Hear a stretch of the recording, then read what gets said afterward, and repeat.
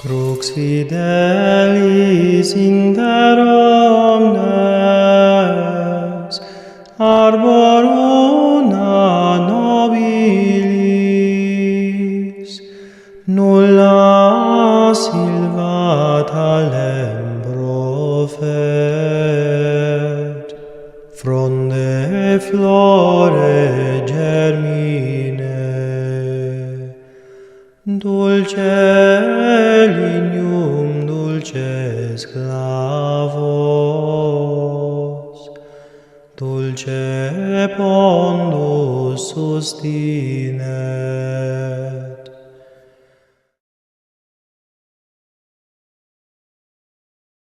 Epílogo. Capítulo 1. Agora que esta nobre vida se apagou e jaz na tumba o santo corpo do servo de Deus, vamos refletir. Que tarefa gigantesca levou a cabo o humilde sacerdote em menos de 50 anos, ou melhor, 46, para sermos precisos. Foi comparado a São Vicente de Paulo e muito acertadamente, pois foi seu imitador em tudo. Como ele fundou 2 congregações e mais uma ordem terceira. Como ele tomou parte em acontecimentos religiosos e políticos de primeira ordem. Como ele sonhou com as missões longínquas, mas impedido de realizar seu desejo pelas demasiadas ocupações que lhe enchiam a vida, teve que contentar-se em enviar aos confins do mundo um duplo exército de apóstolos, os quais, dia por dia, vão arrancando à barbárie e ao paganismo essas crianças grandes que são os selvagens. E foi Dom Bosco ainda construtor de igrejas, e fez rodar o prelo mais que ninguém, e lançou ao público o primeiro opúsculo de instrução religiosa impresso, o primeiro almanaque, e até o primeiro romance religioso de bolso. Todas essas obras ele as realizava como que à margem de sua preocupação principal: a manutenção e a educação de milhares de filhos do povo. O que não conseguiu realizar esse homem surpreendente, cuja calma e cujo domínio de si causavam profunda maravilha em todos os que dele se aproximavam. Capítulo 2. Com que inteligente compreensão de seu tempo levou a cabo simultaneamente tantas realizações. Os santos, é fato bem verificado, caminham mais e mais depressa do que os seus contemporâneos. Eles pressentem, adivinham as ideias novas, anunciam as fórmulas de amanhã, pois esse ofício de propulsor desempenhou o Dom Bosco com notável superioridade. Iniciativas que se taxaram de audazes, mesmo quando já normalmente praticadas, tinham sido por ele antecipadas de pelo menos um quarto de século. Na Itália foi ele quem inaugurou o apostolado na imprensa, foi o verdadeiro fundador das colônias de férias, abriu novos caminhos à pedagogia. Em matéria de piedade, fez ousadas inovações, dessas que sabem os santos realizar, voltando às tradições mais incontaminadas. Foi ele quem trouxe à terrível crise operária o primeiro remédio eficaz, com as suas escolas profissionais. No terreno político, fez votos pela conciliação entre a Igreja e o Estado na Itália, e indiretamente trabalhou muito para que seus votos se realizassem. Este bater caminhos novos, este fazer guerra a velhas rotinas, suscitaram contra o santo oposições as mais ferrenhas. Vinham de todos os lados, do inferno, como é natural, dos homens que estavam no poder, como também era de se esperar, uma vez que Dom Bosco preparava uma geração que iria combater o laicismo deles. Mas até, como disse Pio IX, aqueles que deveriam tê-lo ajudado levantaram-lhe obstáculos. Porquanto as inovações do santo iam de encontro aos métodos antiquados desses homens, dos quais alguns pertenciam até ao clero. Capítulo 3. Por felicidade, senão como poderia ter triunfado? Deus estava combatendo do lado dele, Deus e Nossa Senhora, de quem era o enviado. De fato, um santo é um presente do céu à terra. um presente especial, uma vez que traz sempre a missão de porta-voz das intenções divinas a respeito das necessidades de uma determinada época. Apresenta-se no mundo, e por meio do exemplo ou pelo exemplo e pela palavra juntamente, ou ainda por toda uma floração de obras maravilhosas, revela nitidamente quais são, segundo o pensamento divino, os perigos que corre uma sociedade, a que tarefa se deve orientar decididamente a ação apostólica. A missão precisa de Dom Bosco foi arrancar a juventude popular às garras dos inimigos de sua felicidade.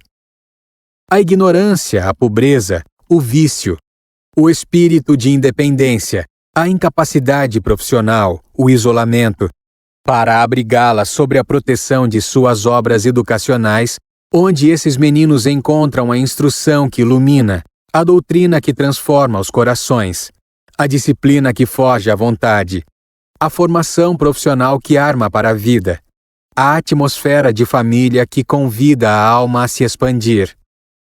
Dessa preocupação fundamental foram brotando uma a uma todas as obras de Dom Bosco. Enviado por Deus para a salvação dos pequeninos, tal foi na realidade esse homem, no qual se contrariam até os prognósticos do antigo provérbio, pois que se mostrou profeta mesmo na sua terra, e ceifou no campo que ele próprio semeara. Capítulo 4. Os patriarcas das antigas eras se alegravam, como diz a Bíblia, ao passarem junto aos campos fecundados pelos seus suores. Mostrando o mar intérmino de espigas cheias e pesadas, a perder de vista exclamavam com satisfação e altivez: o perfume do campo cheio. Esse perfume das messes maduras respirou o São João Bosco abundantemente antes de deixar a terra. Quem poderia ter dito ao pequeno Miguel Rua, quando, a 25 de março de 1855, se alistara confiante entre os seguidores do querido mestre, que um dia, esse memorando dia 31 de janeiro de 1888, iria receber uma herança composta de 64 casas religiosas esparsas em 2 continentes e 800 salesianos. Daquele dia longínquo já não restava mais que o capital inalienável da família, a evangélica pobreza. Certo dia, para defender-se de certas acusações malignas, Dom Bosco fizera levantar a estatística dos alunos de suas casas, que ele tinha encaminhado para o sacerdócio. Contaram-se quase 2.000. Junto desse quadro, poder-se-ia ter colocado outro não menos sugestivo, o de milhares de infiéis que seus filhos tinham conduzido à fé, nas extremas paragens da Patagônia e da Terra do Fogo, onde colhiam, num ritmo alegre e vivo, a messe que frutificava para o Evangelho. Nesse mesmo ritmo de alegria espiritual, seus filhos e filhas na Europa e na América, em oratórios, colégios, cursos profissionais, oficinas, ginásios, escolas domésticas, guiavam o desabrochar de toda uma juventude ardente e ousadamente cristã. Na data de sua morte, seus ex-alunos formavam já um exército. Nenhuma basílica seria suficientemente grande para conter tantos filhos espirituais, tantos meninos educados na escola de Cristo pelo humilde sacerdote, que a eles se consagrava inteiramente a fim de ganhá-los para o bem. Capítulo 5. Antes de se extinguir para o mundo, teve ainda esta grande alma a felicidade de ver triunfar na vida e na ação dos seus religiosos o programa de santidade e o método de educação que lhe eram tão queridos e que tinham brotado diretamente de sua inteligência e de seu coração. Sua doutrina ascética, onde tem lugar tão amplo o trabalho santificado, seu sistema educativo que abre tão largo crédito à bondade humana, eram ao mesmo tempo 2 passos atrevidamente corajosos, quase 2 novidades. E disso foram prova as resistências que se levantaram contra eles. As críticas incessantes que os assaltaram, e até as perseguições que tiveram de suportar. Porém, já muito antes de 1888, a partida estava ganha. O bom resultado antes e a palavra de Roma depois tinham envolvido num halo de complacência o que parecer audácia de Dom Bosco.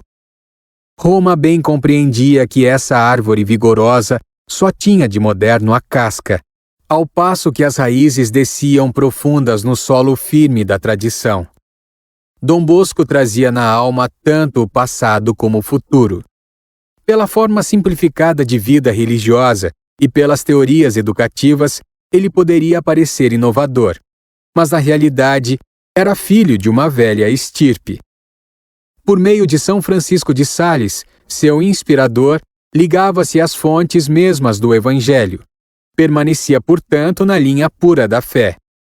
Nem a oração nem a penitência estavam abolidas no seu programa de vida, mas num século de atividade intensa, às vezes até febril, ambas estavam identificadas no trabalho do apóstolo a serviço das almas. Que cilício mais áspero que uma vida ininterrupta de trabalho no meio da juventude. E que nobre a oração a de quem ergue a fonte. Entre duas obras de zelo oferece a Deus a fadiga, implora forças para prosseguir e retoma logo o caminho. Nem a autoridade, nem a crença no pecado original estavam banidas de seu método de educação.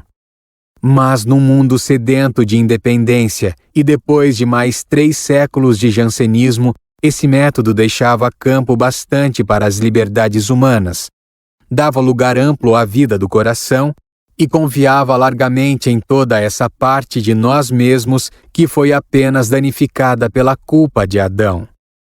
Desta sorte, esta alma de santo que se ligava a uma tradição e que corria mais veloz que os homens do seu tempo, mostrava estar vibrando ao uníssono com os seus contemporâneos, aprovando-lhes todos os sentimentos elevados e interpretando-lhes fielmente todas as melhores tendências. Vetera novis augere. Fazer brotar no tronco secular da Igreja os ramos novos exigidos pela transformação da sociedade. Eis o que parece ter sido o programa do grande apóstolo. Capítulo 6. Mas sua ação não terminou no sepulcro. Para além da vida, continuou a agir pelas obras, pelos escritos e pelo exército de seus filhos. Mas ainda continuou a agir pela sua intercessão, obtendo pessoalmente do céu as graças que se lhe pediam. Apenas desceu ao túmulo, começaram a pedir suas relíquias. Ao pé do túmulo que a piedade cristã lhe construiu, com subscrição internacional, sucediam-se as romarias. Junto à urna de seu corpo confundiam-se todas as línguas da terra numa só oração de agradecimento e de desejo. Foiguinos e jívaros, minúsculos chineses como pobres negros do Congo, órfãos de guerra e filhos de nossas grandes cidades modernas, todos agradeciam ao céu por ter feito palpitar para sua salvação o coração desse apóstolo, e todos imploravam a Deus que apressasse a hora do triunfo. Floresciam milagres a indicar claramente a vontade do céu. Então, comovida pelas maravilhas que rodeavam esse sepulcro, a Igreja de Cristo testemunha do alto conceito em que o povo tinha a santidade desse homem chamou a si a causa. Tinham passado apenas 2 anos que Dom Bosco morrera, quando o Tribunal Eclesiástico de Turim, no dia 4 de junho de 1890, instaurou o inquérito sobre a vida, virtudes, milagres e escritos do servo de Deus. Passados 6 anos, após 562 sessões, estava terminado o processo diocesano. As atas, contidas em 34 volumes em fólio, de mais de 1000 páginas cada um, partiram para Roma no dia 11 de abril de 1897. A Congregação dos Ritos fez examinar minuciosamente todos os papéis. O exame durou 10 anos. A congregação releu as menores linhas traçadas por Dom Bosco, e analisou todo o processo diocesano sobre as virtudes e os milagres do servo de Deus. Todos esses documentos rigorosamente esquadrinhados depuseram unânimes em favor do grande educador. Então, em data de 23 de julho de 1907, Pio X permitiu que se introduzisse a causa nos tribunais romanos. Este ato do Papa conferia a Dom Bosco, segundo as normas do antigo direito canônico, o título de venerável. Pouco depois começava o processo apostólico, assim chamado porque se faz em nome do Santo Padre, o Papa, sucessor do apóstolo São Pedro. De etapa em etapa passaram-se 22 anos e o processo chegou ao termo. No dia 8 de fevereiro de 1827, Pio XI presidia a congregação geral em que se declarava que Dom Bosco tinha exercido em grau heróico as 3 virtudes teologais: fé, esperança e caridade, e as 4 virtudes cardeais: prudência, justiça, fortaleza e temperança. A 19 de março de 1929, o mesmo Papa promulgava o decreto que reconhecia como autênticos e válidos para a beatificação os 2 milagres propostos pelos defensores da causa. E, finalmente, a 2 de junho do mesmo ano, despontava no céu de Roma a aurora do grande dia em que se devia ver exaltado na glória dos altares o pequeno pastorzinho de Beck. Naquela manhã, mais de 50.000 pessoas tinham invadido a Basílica Vaticana. Salesianos, filhas de Maria Auxiliadora, cooperadores, ex-alunos, alunos das casas salesianas. Vindos de longe e de perto, tinham ocupado a imensa igreja de São Pedro. Quando a leitura do breve declarou que desde esse momento se podia dar o título de bem-aventurado ao servo de Deus, venerável Dom Bosco, caiu a cortina que velava a glória de Bernini e apareceu a imagem gloriosa de Dom Bosco. Foi então que a multidão rompeu num imenso aplauso que parecia não mais terminar. A juventude católica, numa agitação irrefreável, aclamava um dos homens que mais a tinha amado e que, com sua doutrina, seus exemplos e sua intercessão, iria continuar a mantê-la sempre fiel a Cristo.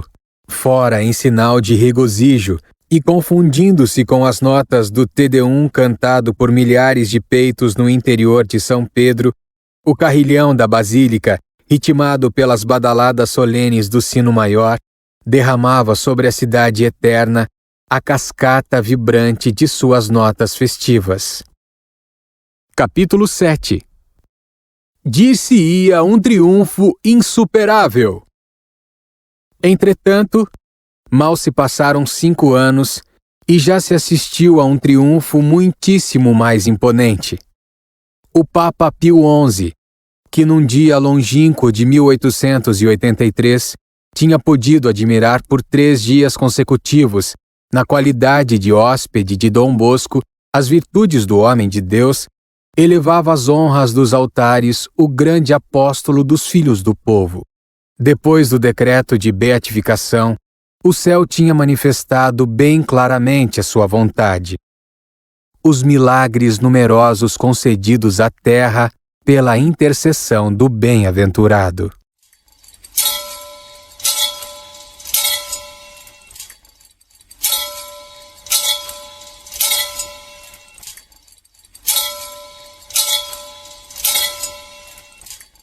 Aurora te celide super, et nubes pluant justum. Aurora te celide super, et nubes pluant justum. Ne iras caris Domine, ne ultra me mineris iniquitatis, ecce civitas sancti facta est deserta, Sion deserta facta est, Jerusalem desolata est, domus sanctificationis Tuae et gloriae Tuae, ubi laudaverunt te Patres nostri. Rodate celi de super, et nubes pluant